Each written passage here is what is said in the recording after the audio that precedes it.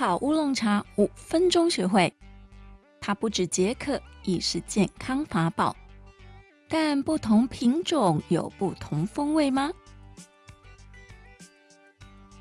冷泡茶应该是夏天在喝的吧？然而台湾这个冬天到前几天还是阳光普照，跟夏天一样了。连拍圣诞树的季节都能跟烈日同框，好像到了南半球过圣诞节。这时趁着好天气出游，绝对不能少了自制冷泡茶，既卫生又环保，更省钱。快点来学一下吧！首先，你要有个有趣的随手携带式茶杯，最好是透明的，这样你泡的时候还能欣赏乌龙茶的味道。接下来选择一款茶，不要纠结太多，价位不算高的乌龙茶最适合初试冷泡的你。然后使用煮沸过的水，放冷常温的25°C， 一定要煮沸过的哦，让硬的水变软，泡出来的茶叶才会被完全释放。最后将上述3种物品组合起来，放进3公克的乌龙茶与透明茶杯，倒进600cc 的煮沸后放置常温冷水，再于常温下静置5到8小时即可以用。如想喝冰冰凉凉的冷茶，可以静置5到8小时之后，放进冰箱1小时即可以用。当然也可直接放冰块喝，就是会稀释的味道。因为冷泡乌龙的香气和口感与用热泡方式比较来说，香气少了点，茶味淡了点。不过这也是许多茶友爱上冷泡茶的原因哦。茶味有点涩感，冷泡它就不会出现涩感，喝下去更滑顺。别说我喝的是饮料，我喝的是现泡冷茶，这是事实吧？我真喝现冲茶呢。所以喝冷泡茶有喝茶叶的真实感，也有回甘味，却少了入口时那苦涩感，太美妙了。在2008年，台湾国立中兴大学食品及应用生物科技学系的研究，将绿茶以摄氏90度的水温浸泡20分钟，或摄氏4度的水温浸泡24小时，检测其萃取物含量。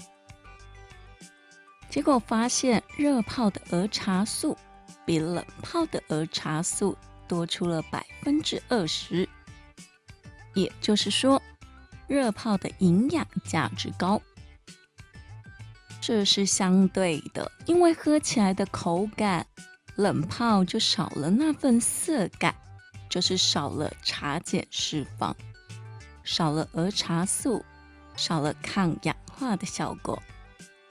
虽然儿茶素的含量不高，不能抹灭冷泡茶还有其他优点呢。3个冷泡乌龙的健康法宝：1. 解渴又提神。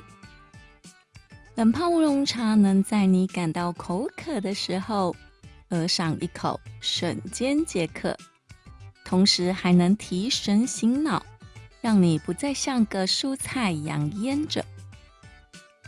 2. 缓解疲劳。茶中的咖啡因能够帮你缓解疲劳感，让你重新充满活力，不再像个行尸走肉。3. 促进新陈代谢。乌龙茶中的一些成分能够促进新陈代谢，对于想要瘦身的你来说，能提供绵薄之力。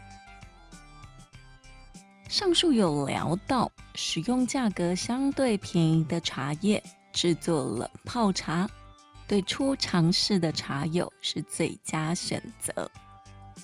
其实正确原因也在于，我们在研发冷泡茶也使用多种不同品种，尝试用冷泡方式制作出不同口感的茶饮。但是我们发现，其实使用再高海拔的茶叶，也不一定能把冷泡茶做得好喝。即使使用烘焙精致的茶叶，也不一定能把冷泡茶做得好喝。这支的影片最后来聊聊我们用不同品种的乌龙实验出来的冷泡茶，各是什么风味？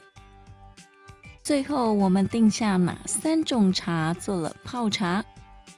哪一款冷泡茶又卖得最好呢？1. 洞顶乌龙冷泡新王者。洞顶乌龙茶在冷泡中表现尤其亮眼，清新的香气和淡雅的味道。它冷泡起来保留花香味和淡淡的焙火味，有茶味却没有涩味，是冷泡茶中表现最好的一款。2. 高山乌龙凉爽上脑。就像冷泉涌出的山泉水，清凉甘甜。这款茶在冷泡时能保留原始茶香，入口滑顺，回味无穷。喝了它，你会感觉整个人都凉爽起来，连思绪都清晰了。它的口感像便利商店卖的罐装绿茶，让人觉得它很熟悉，很常喝到的一款茶。3. 铁观音茶界名媛。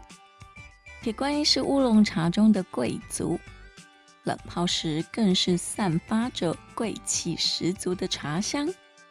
它冷泡的茶汤色泽红润，视觉欣赏起来很是享受，却因它的重烘焙、重发酵，正要当饮料来解渴，令人还是觉得茶味重了点，很像在喝热泡茶，味蕾排斥得多。